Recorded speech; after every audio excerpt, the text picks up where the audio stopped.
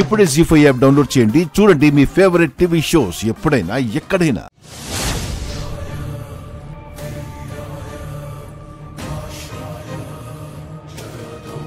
ఎందుకిలా చేస్తున్నావమ్మా? దైవ దూతలమని చెప్పుకుంటూ గురువుగారి శిష్యుడు మోసం చేస్తున్నాడు. జాతకం అడ్డం పెట్టుకుని ఆ నిహారిక మోసం చేస్తుంది.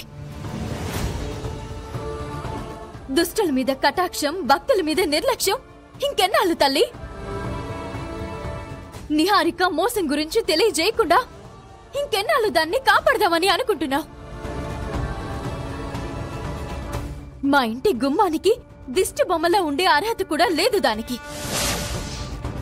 అలాంటి దానిని ఇంకా ఇంకా ఎందుకు క్షమించుకుంటూ వెనకేసుకుంటూ వస్తున్నావు? నాకెందుకులే అని చూసి చూడనట్టు నేను వదిలేయలేను. పడవకి చిల్లు పడితే పడవ మునిగిపోతుంది. కుటుంబంలో అలాంటి దుష్టగ్రహం ఉంటే కుటుంబం మునిగిపోతుంది.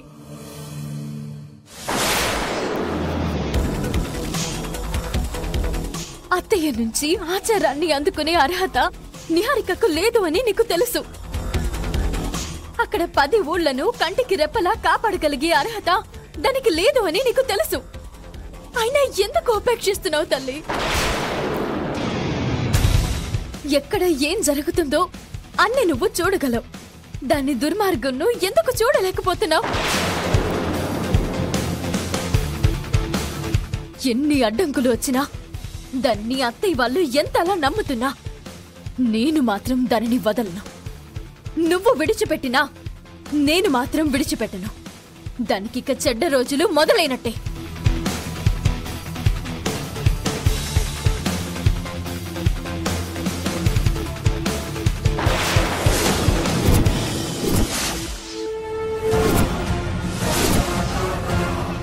అమ్మవారిని అలా భయపెడుతున్నావేంటవని? అమ్మవారికి నీ మీద కోపం రాదు? నీలాంటి దాని మీదే కోపం రావడం లేదు, నా మీద ఎందుకొస్తుంది? నీ ప్రయత్నం రివర్స్ అయిందని బాగా ఫీల్ అవుతున్నట్టున్నా? నువ్వు రాయించిన డైరీ చిరుగుతుంది. నీ బతుకు కుక్కలు చించిన విస్తరవుతుంది. కొన్ని రోజులు వెయిట్ చేయి. అంత లేదమ్మా నీకు. అంత ఉందమ్మా నాకు. ప్రస్తుతం తప్పించుకున్నావని సంబరపడిపోకు. ప్రస్తుతం ఏంటి? నువ్వు నన్ను పట్టించాలని ప్రయత్నం చేసిన ప్రతిసారి దోసెట్లో నీరులాగా నేను జారిపోతూనే ఉన్నాను కదా. ఇక మీదట నిన్ను జారనివ్వనులే. పిడికిలిలో ఊపిరి ఆడకుండా బంధిస్తాను. అత్తయ్య వాళ్ళ ముందు ఫూల్ అయిపోయావు కదా, ఇంకా నువ్వు నన్ను బంధించేదేంటి?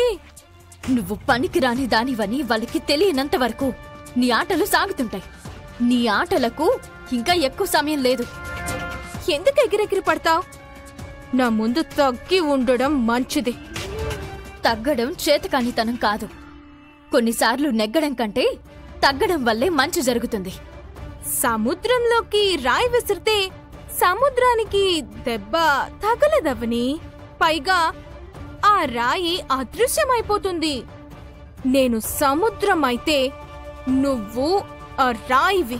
నీళ్ల కోసం చెరువు దగ్గరికెళ్ళాలి, పాల కోసం ఆవు దగ్గరికి వెళ్ళాలి అంటారు.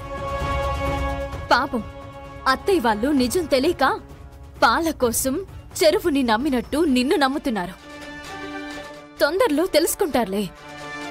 నువ్వు నీ ప్రయత్నాలు కంటిన్యూ చేస్తూనే ఉండు.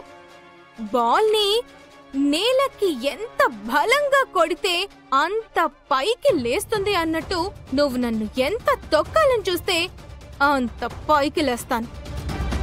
మంచి వాళ్ళను పాతాళంలోకి తొక్కాలని చూస్తే దేవుడి వాళ్ళని శిఖరమంతా పైకి తీసుకుని వెళ్తాడు గాని నీలాంటి వాళ్లకు అలాంటి స్థానం దొరుకుతుంది అని అనుకోవడం నీ భ్రమ.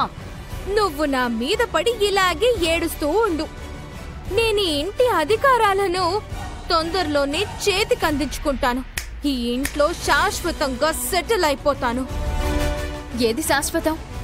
నీ వెనుకున్న ధనం శాశ్వతమా? కాదు, గుణం శాశ్వతం.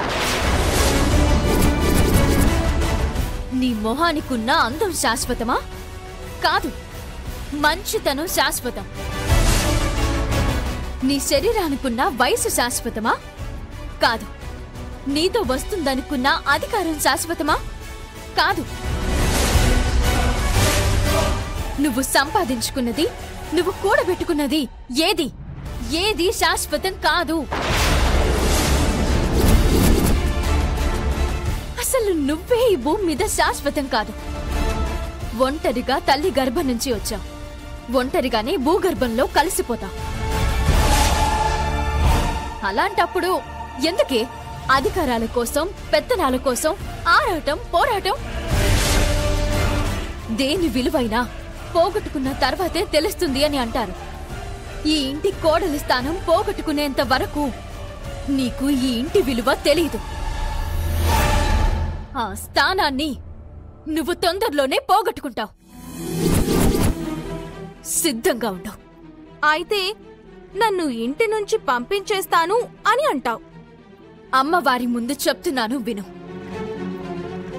ఈ రోజు నుంచి సరిగ్గా 10 రోజుల్లో నీ జాతకం తప్పు అని ఆధారాలతో సహా నిరూపిస్తాను. వేదవతి అత్తయ్యతోనే నిన్ను బయటికి గెంటిస్తాను. ఇది నా శపథం.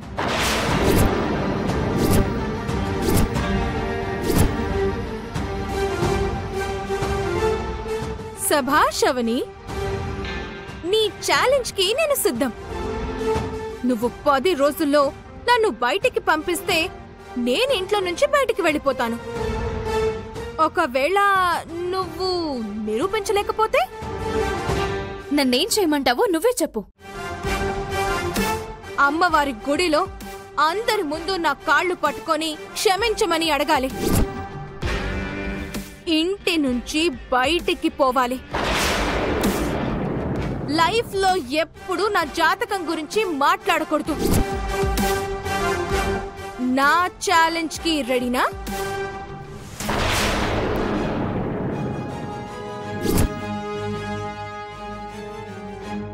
రెడీ. నువ్వు చెప్పిన ప్రతిదీ చేయడానికి నేను రెడీ. అయితే చూసుకుందాం. All the best. Same to you.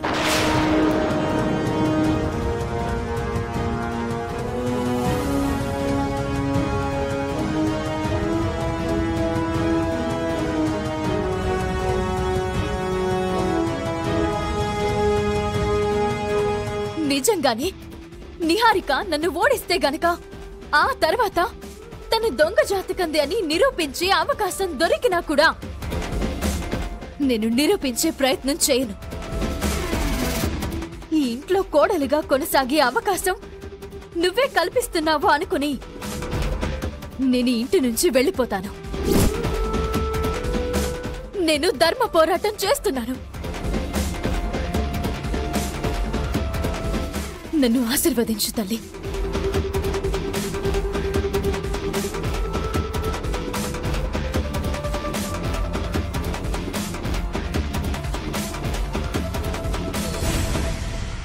జీ5 app download చేసి అన్ని ఎపిసోడ్స్ పూర్తి ఉచితంగా చూడండి.